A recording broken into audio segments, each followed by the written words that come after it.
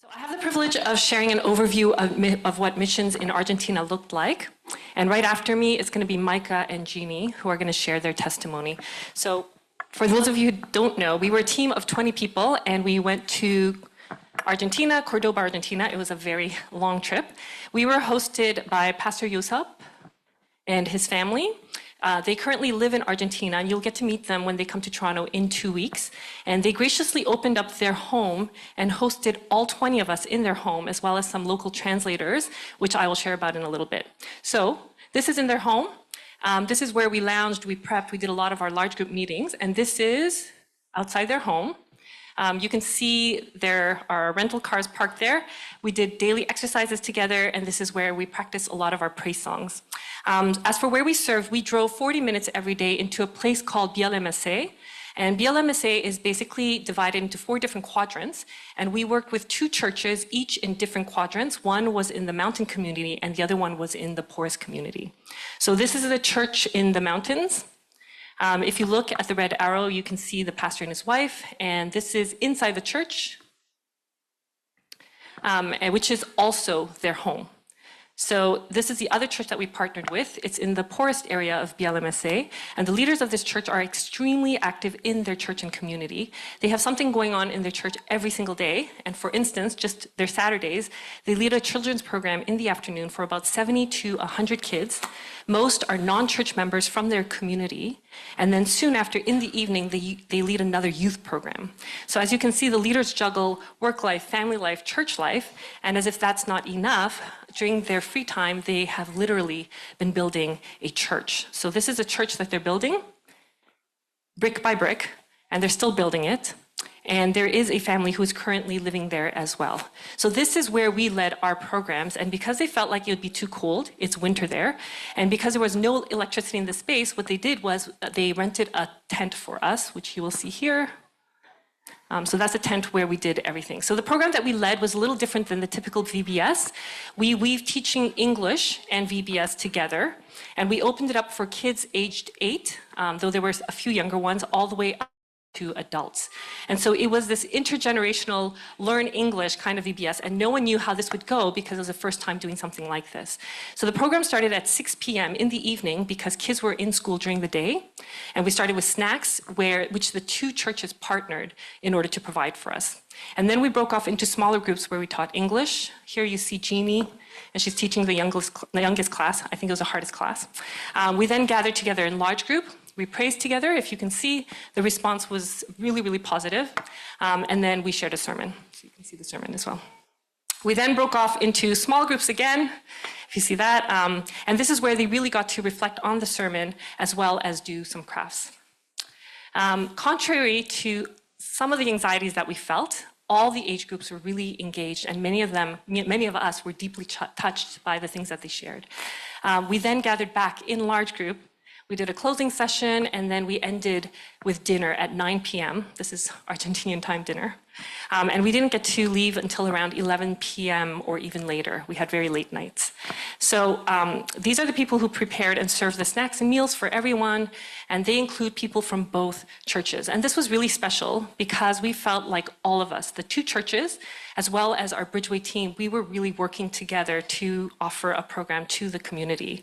And if you remember earlier, I mentioned translators. These are the translators.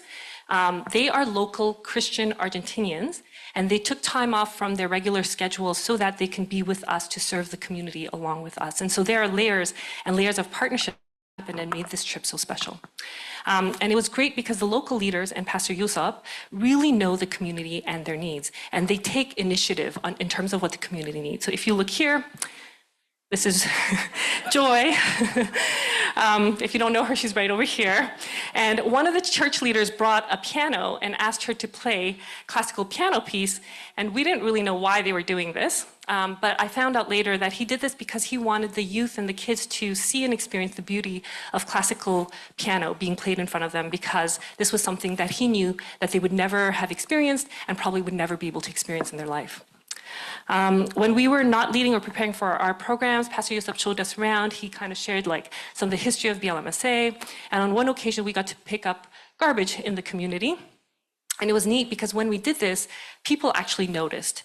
And so some people came and they were asking questions like, why are these foreigners caring for our community when our own community doesn't even care? And so it was a really good way for them to start asking questions. After we came back to Toronto, we found out that the youth groups gathered so that they can go through the praise songs that we sang, and they translated the lyrics line by line so that the youth can know what they were singing and what we were doing. As well, one of the churches, they started teaching English every Saturday between that kids program and the youth program because they wanted to continue doing the work that they felt God had started. So it was an amazing mission trip, and even though we weren't there for very long, there were so many tears that were shed on the last day. And so I asked one of the church leaders, can we come again? And he said, please come, come anytime, and we will do everything we can to have the roof completed. So thank you to all of you, because this would not have been possible without your prayers and your support. Good morning, Bridgeway Church. My name is Micah, and I'm one of the youth who had the opportunity to go to Argentina this past summer. This was my first missions trip without my family, and I wasn't as nervous or scared as I thought I would be. That might have been because my mom was worried enough for both of us. I truly feel blessed to have gone on this missions trip, and today I'm here to share my experience with you. I was able to see God move in Argentina most clearly when I had the chance to speak with the local people. Through this missions trip, I had the opportunity to engage in many conversations with our amazing translators and with the younger people in Argentina, particularly those around my age, about 15 to 17 years old. As I listened to their stories, something stood out to me. Many of these kids have faced struggles far greater than most people I know. There was a lack of proper resources to help them cope with what they are going through, nor do they have someone they can turn to for support. I know that I can turn to my family and church community whenever I'm struggling, but a lot of these kids do not even have families that they can rely on. As a result, they would go through and navigate challenges that would be difficult for anyone my age. Yet even in the midst of these challenges, I heard them speak about how they realized that God was still with them. They shared that their struggles actually helped lead them back to Christ, and now they are seeking to pursue a better and deeper relationship with Him. All of this showed me how powerfully God is moving in the younger generation of Christians in Argentina. God was also working through me as well. Something personal that I felt God was stirring in my heart while I was in Argentina was to have a better relationship with Him through Scripture. Pastor Josep, who, as Pastor Mian explained, graciously hosted us at his house during our stay, would do devos every morning, and it was something that I looked forward to. But I realized that I did not have scripture-based knowledge to understand fully what he was saying because I did not know the Bible well enough.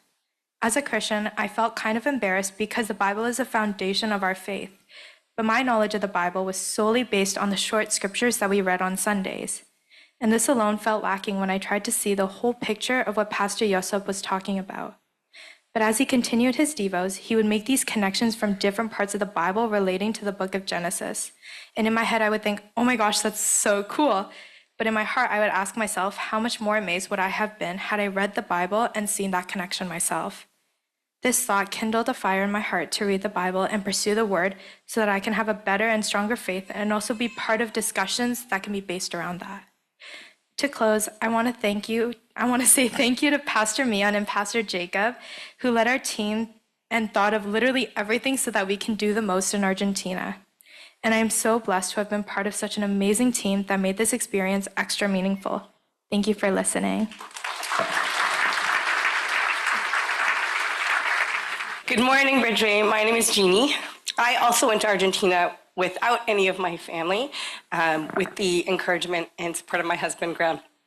I'm gonna cry. And so I brought these things. They're actually the Happy Meal toys from our trip to McDonald's in Argentina. So if I get out of hand, I might put it on, just to snap me out of it. Okay. At the beginning of our week, Pastor Josep, or we call him P.O., took us to Sunday worship at the two churches that would be attending our Bible English camp. The morning church service was on the mountain. As Mian said, it's a small, basic building surrounded by dirt roads and stray cats and dogs with ticks embedded as deep as upholstery buttons. Our convoy of 4 new white rental cars looked so out of place there. This church pastor works in construction during the week, and on Sundays, he leads praise with his wife and their 3 oldest children. The church building is their home. The living space is behind a curtain connected to a small kitchen space where they somehow prepare this delicious chicken lunch for all 20 of our team.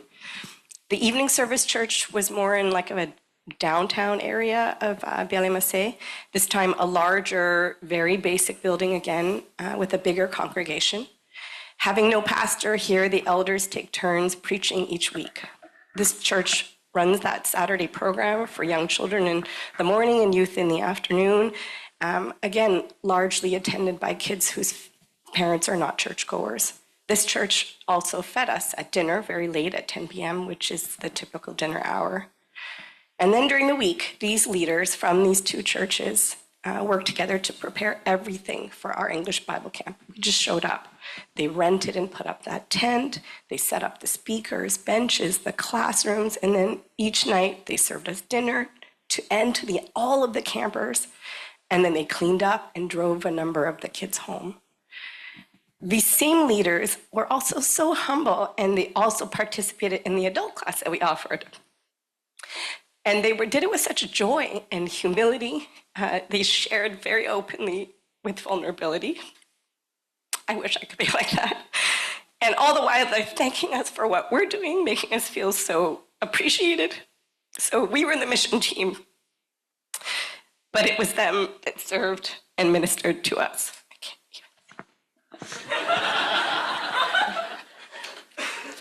May I take your order? Okay. So it is clear how God is working in that community. This is what church should be. One of my prayer requests for this trip was that God would help me love the Bridgeway Argentina team. I didn't know some people, and I certainly didn't know everyone well, but I didn't anticipate how wonderful the team was going to be. During our prep meetings, and especially while we lived and worked together in Argentina, I fell in love with every single person. I was frankly in awe of the kindness, acceptance, and patience, and strength of character that I saw each day. Maybe my expectations were low, but I was so impressed by the enthusiasm and gentle openness that each person on the team showed towards the Argentinians, the young and the old, to the young and the old or older. But really what struck me was the playfulness that filled every day, whether we were prepping for the day's program, picking up garbage, or just hanging out. The first question of the Westminster Catechism is, what is the chief end of man? And the answer is to glorify God and enjoy him forever. And this is what I saw each day being part of this team. Children of God, glorifying him and enjoying him. I was told that short-term missions is not about saving or transforming a community, but actually that the beneficiary of a short-term mission is mostly the person that goes on the mission. So my other prayer request was that I would openly receive all that God was preparing to give me.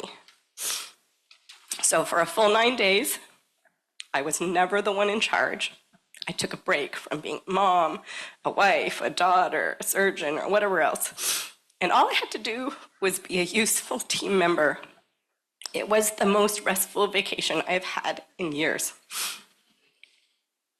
God was softening me to be more playful in my life instead of being the party pooper that I often feel I have to be. He was urging me not to just glorify him, but also to enjoy him. For days after coming home, I continued to reflect very deeply upon the amazing week in Argentina, and at one point I felt overwhelmed by the beauty that I had witnessed. And in this moment, I felt Jesus say, "Jeannie, that was me."